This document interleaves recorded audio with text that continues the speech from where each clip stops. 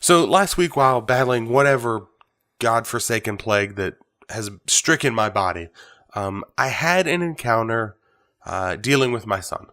And I wanted to share with you guys what happened and kind of some thoughts and some advice for you guys about what happened. Not really, this is a parenting video, but there's a bigger story here, right?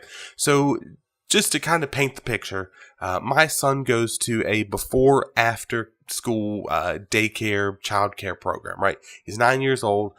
So I'm able to drop him off. I'm able to pick him up from the same location.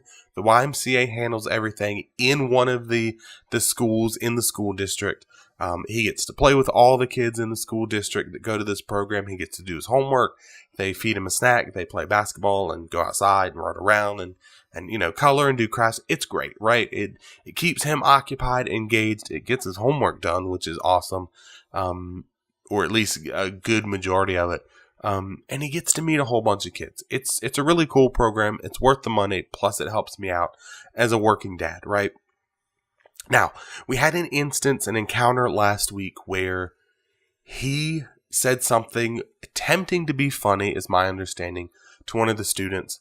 One of the teachers for that school heard it, thought he was being mean or rude or bullying or whatever, approached the two students and said something. Now, instead of taking the ass chewing, instead of dealing with it then and there, my son, in his infinite wisdom, screwed up. And he said something to the effect of, hey, I don't go to this school, so, you really can't tell me what to do. He screwed up. Yes, he knows he screwed up. This is not the way I had raised him.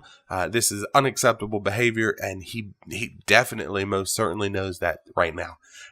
However, there is a bigger picture here, and one that I want to focus on, and that is this. He jeopardized because of his behavior, and yes, ultimately, it's not a huge deal. He did something bad, but he jeopardized the reputation of the YMCA for that school. Now, every year, I don't know what the contract says, the YMCA has to renew their contract with the school system and with that school. I'm sure there's money that exchanges hands. I'm sure there's some type of review process. And we have, a review process where they go, hey, some of the kids are really shitty. We don't want them at the school because they're bullying, because they're back talking our teachers. That doesn't end well for the YMCA. And so the lesson that I want to take away from what happened with my son is this. When you are part of an organization, and it doesn't matter if you just started yesterday in your guild, at your job, whatever the case might be, or you have, been there for 10 years, if you're the CEO, it doesn't matter what the case is. You are a representation of that organization. Now, does that mean that you have to, hold yourself to this strict code of not going out and doing stupid things and having fun, especially in the real world?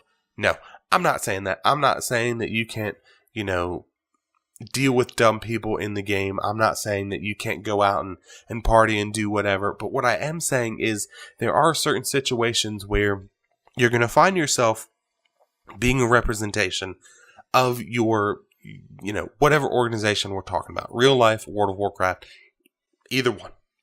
So you're going to be a representation of that organization, and you can very easily and quickly ruin the reputation by doing something like what my son did. And what you as a leader, you as a person, you as an individual need to realize, it doesn't matter who you are or where you are, what you're doing, you have the ability to affect the way other people see those around you. For example, let's take it back to World of Warcraft. Let's say that you, great example, I think it's this week actually, you are able to pug mythic groups cross server starting probably today by the time you guys are watching this. You join a group and these guys are carrying on. They are very clearly unorganized. The raid leader, you can tell, doesn't have a great sense of what's going on with his raid group. There's just this feeling, right? And you can tell by the way that people are talking to each other, by the way that the raid leader's handling things. Probably not a great group. And that is because each individual person is not considering that when a pug joins, a very necessary individual to the success or failure of that group, because we need pugs, right? We obviously don't have enough people. We have to pug them. That maybe we should all be ready to go. Maybe we should, not be dicking around. Maybe we should all be in the instance. Maybe we should be ready, once this pug gets here to, start pulling the boss, pulling trash, starting the instance, whatever. That's the difference. And that's a big difference, and something that I think is very easy to forget, right? To go, well, I'll just play around. I'll just dick around. I'm outside of work. I'm outside of the raid. So who cares if while I'm in general chat, I'm just trolling people? Well, you get a reputation. People go, shift click on your name and go, ooh, I really am not interested in that guild. I'm not interested in hanging out with that guy because he's a jerk. He's an asshole. He's a troll. He's toxic, whatever the case might be. Now, if that's your thing, if you want to join that group for whatever reason, cool, go for it. Most of us sensible individuals aren't interested in it and are going to completely bypass that group because of those individuals. Now, in the grand scheme of things, yes, it is a lot less of a problem now, I think. When we had a very centralized servers and we had a few guilds way back in the day, back in my day, your reputation was a lot more important. A long-term reputation was a lot more important.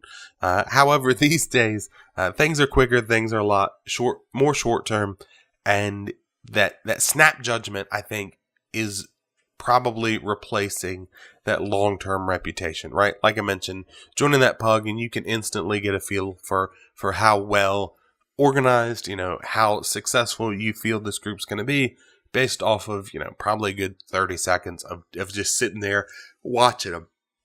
So what I would encourage you guys to do is this.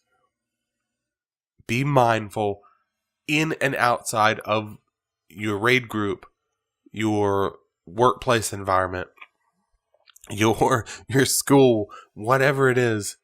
Be mindful of your surroundings. Think about what you're doing and go, okay, if I do this thing, is it going to look dumb for my job? Is it going to look dumb for the guild?